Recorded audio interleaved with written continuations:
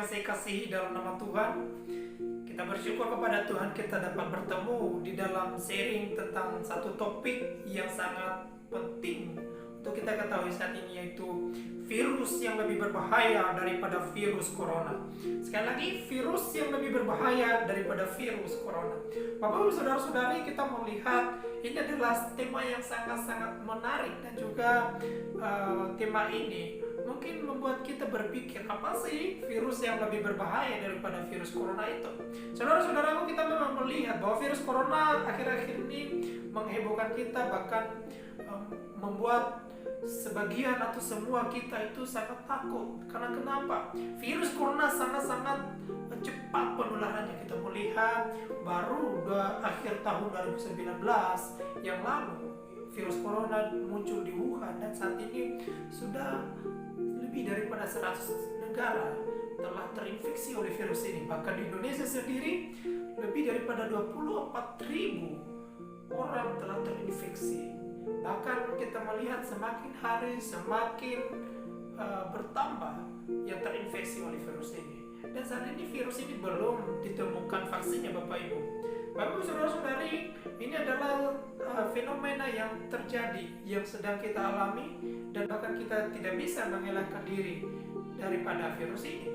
Jadi virus ini menular dari manusia ke manusia. Kita bersentuhan, berjabat tangan, kita bertatap muka dekat, kurang dari 1 meter, maka terinfeksi oleh virus ini. Saudara-saudaraku, ini memang sangat-sangat menakutkan kita dan sangat-sangat membahayakan. Bahkan virus corona dikatakan dapat menyebabkan kematian.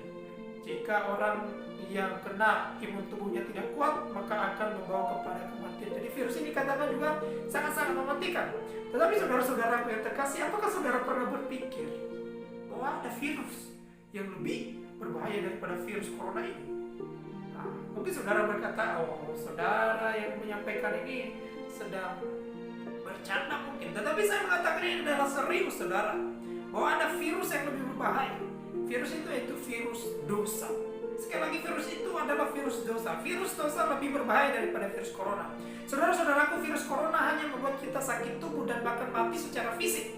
Tapi saya berkata bahwa virus dosa itu lebih berbahaya daripada virus corona. Karena kenapa? Penularannya bukan hanya ke manusia, dari manusia ke manusia. Ketika saat bertemu dengan orang yang terinfeksi virus, maka kita terinfeksi.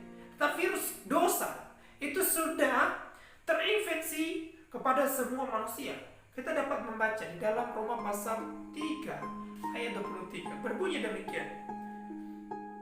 Karena semua orang telah berbuat dosa dan telah kehilangan kemuliaan Allah. Jadi di sini dikatakan bahwa semua orang telah berbuat dosa. Semua orang telah terinfeksi oleh virus dosa. Dan dikatakan telah kehilangan kemuliaan Allah. Kita melihat apa sih yang dimaksud oleh ayat ini? Kita melihat kembali ke belakang di dalam Kejadian pasal 3, di mana dosa dimulai oleh Adam dan Hawa yang tergiur oleh bujukan iblis dan memberontak terhadap Allah. Jadi dosa yang dikatakan di sini adalah pemberontakan terhadap Allah, di mana mereka tidak mau dipimpin oleh Allah, tapi mereka mau sama dengan Allah sehingga mereka berbuat dosa. Dan ketika mereka telah terinfeksi oleh dosa atau berbuat dosa, maka dikatakan mereka kehilangan kemuliaan Allah. Gambar dan rupa Allah yang ada pada manusia itu telah rusak akibat dosa.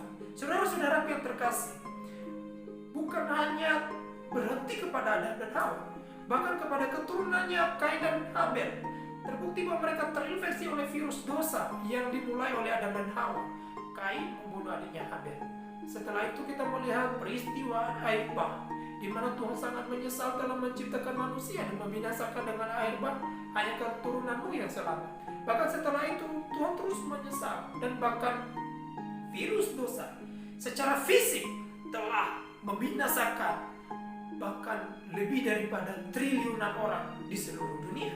Jadi kalau kita melihat di Indonesia baru sekitar ribuan yang kena atau yang meninggal oleh karena virus corona, tapi virus dosa sudah lebih daripada triliunan telah meninggal atau oleh virus dosa. Jadi saudara-saudaraku yang terkasih, dan bukan hanya itu yang sangat berbahaya daripada virus dosa. Virus dosa itu berbeda dengan virus corona, Bapak Ibu. Kalau virus corona telah terinfeksi kepada manusia, maka manusia yang lain cenderung takut untuk mendekati. Bahkan kita saat ini takut terhadap virus corona, bukan? Tapi aku berkata kepadamu bahwa orang yang telah terinfeksi oleh virus dosa ada keinginan atau kerinduan yang terus-menerus untuk melakukan dosa. Sekali lagi, orang yang sudah terinfeksi oleh virus dosa ada keinginan yang terus-menerus untuk berbuat dosa. Buktinya apa? Kita melihat bahwa di dalam kehidupan kita sehari-hari, banyak itu pejabat-pejabat yang sudah memiliki uang, memiliki jabatan, dan terus saja korupsi. Banyak itu guru-guru diberitakan melalui media sosial, melalui televisi, itu mencabuli anak-anaknya. Bahkan dokter-dokter yang sebagai tenaga kesehatan, tenaga perawat mencabuli pasiennya. Bahkan kita melihat banyak pembunuhan yang terjadi di mana-mana. Banyak orang yang suka mengedarkan narkoba, suka menyerahkan diri untuk seks bebas, pergaulan bebas, dan segala macam yang lainnya. Kenyataannya ini adalah sesuatu yang sudah familiar di dalam kehidupan kita. Tapi apakah manusia itu diciptakan oleh Tuhan, sengaja diciptakan oleh Tuhan untuk melakukan perbuatan itu? Jawabannya adalah tidak. Tuhan tidak pernah menginginkan manusia untuk melakukan dosa dan hidup di dalam dosa. Tetapi ketika manusia telah terinfeksi oleh virus dosa, maka manusia tidak bisa membebaskan diri daripada cengkeraman dosa itu sendiri. Saudara-saudaraku yang terkasih, bukan hanya sekedar mati secara fisik yang diakibatkan oleh virus dosa, tetapi menyebabkan kematian secara rohani, kematian kekal. Bahkan di dalam Roma pasal 6 ayat 23 mengatakan begini, sebab upah dosa ialah maut. Saudara-saudaraku, orang yang sudah jatuh ke dalam dosa, terinfeksi oleh virus dosa, mengalami namanya maut. Apa itu maut? Dipisahkan dari Tuhan, hidup disiksa di dalam neraka, jauh dari Tuhan, disiksa di dalam api neraka. Dan Yesus berkata bahwa yang ada di dalam neraka adalah siksaan, ratap, dan kertakan gigi. Saudara-saudaraku, ini adalah bukan sesuatu yang gampang, yang simpel. Ini sesuatu yang sangat-sangat berbahaya bagi kehidupan kita. Masih lumayan, virus corona mungkin kita meninggal, terinfeksi dan meninggal hanya tubuh jasmani, tetapi virus dosa bukan hanya tubuh jasmanimu yang akan mati, tetapi tubuh rohanimu juga akan mati. Kamu akan mengalami kematian kekal.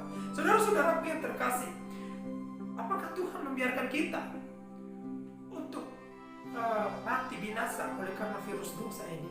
Saudara-saudaraku, Tuhan tidak membiarkan kita. Tetapi pertanyaannya sebelum kita menjawab, kalau Tuhan tidak membiarkan kita, apakah kita bisa menyelamatkan diri daripada virus dosa ini? Jawabannya adalah tidak. Virus corona kemungkinan ke depan bisa akan ditemukan vaksinnya atau obat untuk melawan virus corona. Tetapi untuk virus dosa, manusia secanggih apapun tidak dapat menemukan solusi daripada dosa. Oleh karena itu, Allah yang tidak ingin kita binasa, di mana kita adalah gambar dan rupa Allah, tidak ingin kita dibuang ke dalam neraka, yang ingin kita diselamatkan daripada akibat virus dosa ini. Oleh karena itu, Dia ingin mengasihi kita, memberikan kita jalan keluar. Dimana kalau kita melihat Tuhan sendiri ketika manusia jatuh ke dalam dosa, mengalami atau terinfeksi oleh virus dosa, mengalami dilema di dalam dirinya, dimana di lain sisi adalah Dia adalah Allah yang kasih, yang mengasihi kita dan tidak mau kita untuk dibinasakan. Tetapi di lain sisi adalah Dia adalah Allah yang adil, yang harus menghukum manusia berdosa, yang dimana manusia berdosa yang terinfeksi oleh virus dosa harus dihukum di dalam neraka. Saudara-saudaraku, dalam dilema ini Allah telah memikirkan satu jalan keluar, dan ini hanya satu-satunya jalan keluar yang bisa membebaskan kita, saya dan Bapak Ibu, saudara-saudari, daripada akibat dari virus dosa, yaitu kematian kekal. Apa itu solusinya? Itu hanya melalui cara Allah sendiri dari tempat yang tertinggi turun ke dalam dunia menjadi sama dengan kita manusia berdosa. Tapi Dia tidak berdosa. Di dalam diri Yesus Kristus, Dia datang ke dalam tempat yang paling rendah bersama-sama dengan kita.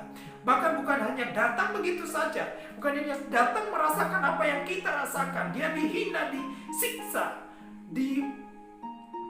bahkan mati di atas kayu salib, di mana kematian di atas kayu salib adalah lambang daripada penghinaan. Bahkan orang menyangkal bahwa dia yang disalibkan itu adalah dikutuk oleh Tuhan, padahal dia disalibkan karena untuk menanggung dosa, hukuman dosa kita, untuk menanggung hukuman kutuk kita yang telah terinfeksi oleh dosa. Jadi dia memberikan dirinya, mengorbankan dirinya supaya apa? Kita tidak mati akibat daripada virus dosa.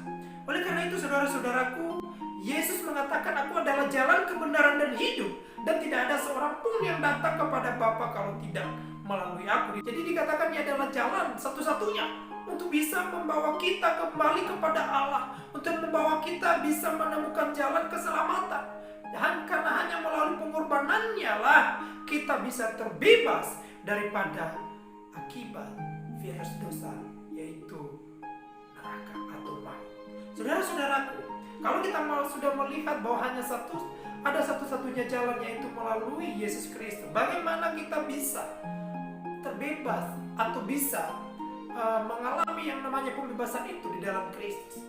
Dan dalam Roma pasal 10 ayat yang ke-9 berkata, jika kamu mengaku dengan mulutmu bahwa Yesus adalah Tuhan dan percaya dalam hatimu bahwa Allah telah membangkitkan dia dari antara orang mati, maka kamu akan diselamatkan. Jadi saudara-saudaraku, jalan satu-satunya supaya kita bisa terbebas daripada hukuman dosa akibat virus dosa ini adalah percaya kepada Kristus, menerima dia sebagai Tuhan dan Juru Selamat kita.